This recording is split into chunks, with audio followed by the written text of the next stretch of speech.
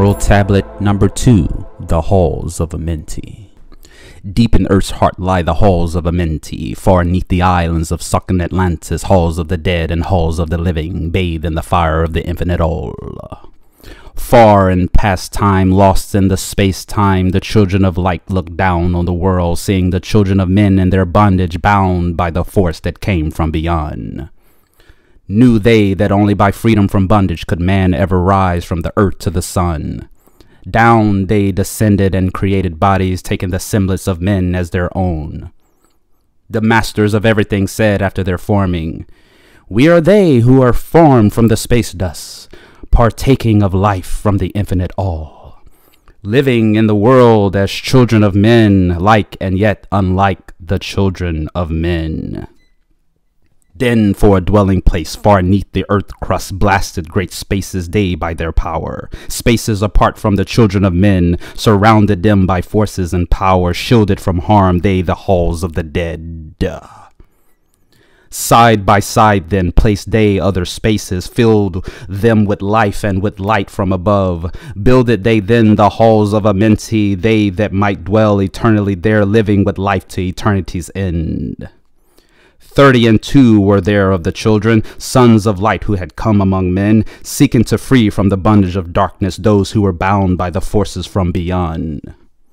Deep in the halls of life grew a flower, flaming, expanding, driving backward the night, placed in the center a ray of great potence, life-giving, light-giving, filling with power all who came near it. Placed they around it thrones 32, places for each of the children of light, placed so that they were bathed in the radiance, filled with the life from the eternal light. There, time after time, placed they their first created bodies, so that they might be filled with the spirit of life. 100 years out of each 1,000 must the life-giving light flame forth on their bodies, quickening, awakening the spirit of life. There in the circle from aeon to aeon sit the great masters, living a life not known among men. There in the halls of life they lie sleeping, free flows their soul through the bodies of men. Time after time while their bodies lie sleeping, incarnate they in the bodies of men, teaching and guiding onward and upward out of the darkness into the light.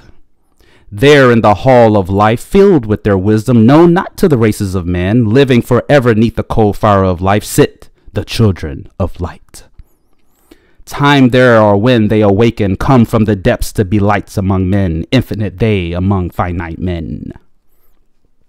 He who by progress has grown from the darkness, lifted himself from the night into light. Free is he made of the halls of Amenti, free of the flower of light and of life.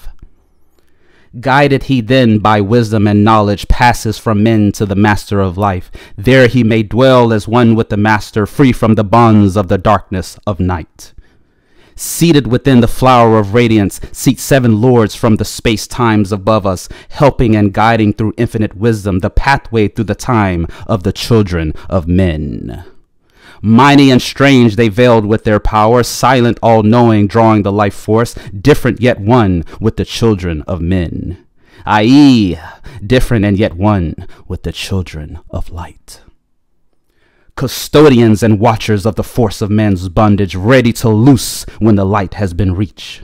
First and most mighty sit the veiled presence, Lord of lords, the infinite 9, over the others from each cosmic cycle, weighing and watching the progress of men. Under he sit the lords of the cycles 3, 4, 5, and 6, 8, each with his mission, each with his powers, guiding, directing the destiny of man. There sit they, mighty and potent, free of all time and space, not of this world they, yet akin to it, elder brothers they of the children of men. Judging and weighing, they with their wisdom, watching the progress of light among men. There before them was I led by the dweller, watched him blend with one from above. Then from he came forth a voice saying, "Great art thou, Thoth, among children of men, free thenceforth of the halls of Amenti, master of life among children of men. Taste not of death, except as thou will it. Drink thou of life to eternity's end. Henceforth forever is life, thine for the taking. Henceforth is death at the call of thine hand. Dwell here or leave here when thou desire it, free as Amenti to the Son of Man. Take thou up life in what form thou desireth. Child of the light, thou hast grown among men. Choose thou thy work, for all souls must labor. Never be free from the pathway of light. One step thou hast gained on the long pathway upward. Infinite now is the mountain of light. Each step thou take it but heightens the mountain. All of thy progress but lengthens the goal. Approach ye ever the infinite wisdom, ever before thee recedes the goal. Free are ye made now of the halls of Amenti, to walk hand in hand with the lords of the world. One in one purpose, working together, bringers of light to the children of men. Then from hid throne came one of the masters, taking my hand and leading me onward. Through all the halls of the deep hidden land, led he me through the halls of Amenti, showing the mysteries that are known not to man. Through the dark passage downward he led me into the hall where he sits the dark death. Vast as space lay the great hall before me, walked by darkness but yet filled with light.